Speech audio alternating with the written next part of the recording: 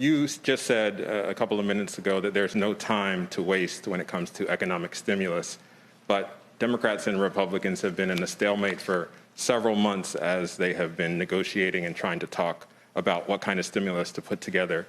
You were elected by more than 80 million people to try to break that logjam. Can you talk about specifically what you have done over these past several weeks to actually work with Democrats and Republicans, speaking to congressional leaders to get them to agree on a stimulus package? And what do you say to people like Senator Sanders on the left flank of your party who have come out against this stimulus program already? They have said that this $900 billion deal is not good enough. Well, it would be kind of stupid for me to tell you what I did, wouldn't it? Because it'd be kind of hard to do it again.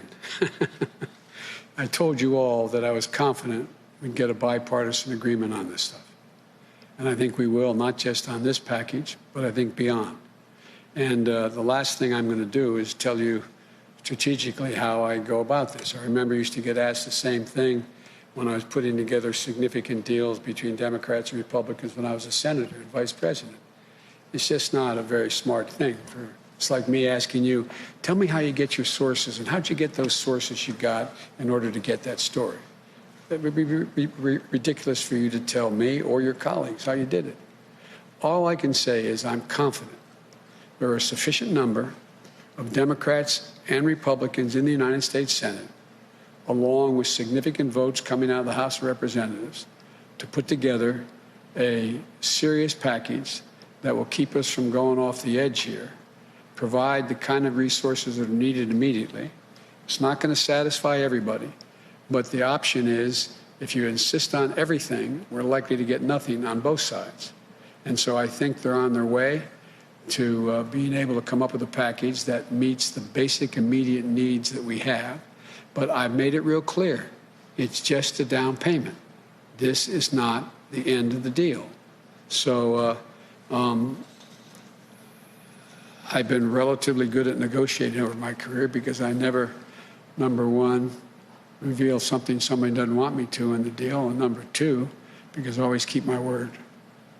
There are a number of progressives, including Senator Sanders, who have criticized this deal in part because it does not include the $1,200 checks that were in the last deal.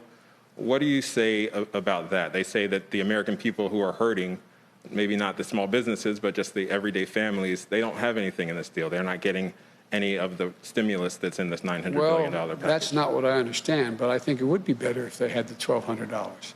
I understand that may be still in play.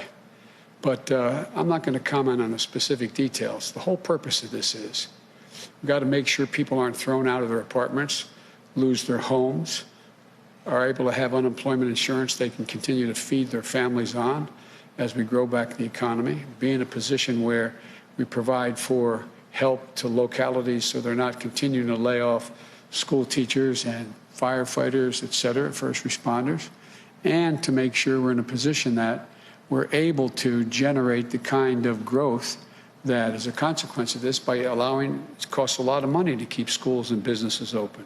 On the COVID side of the equation, they're all pieces should be in it. There's much more. If I were writing it, I think the proposal that, quite frankly, the HEROES Act that the House passed, that's what I would support.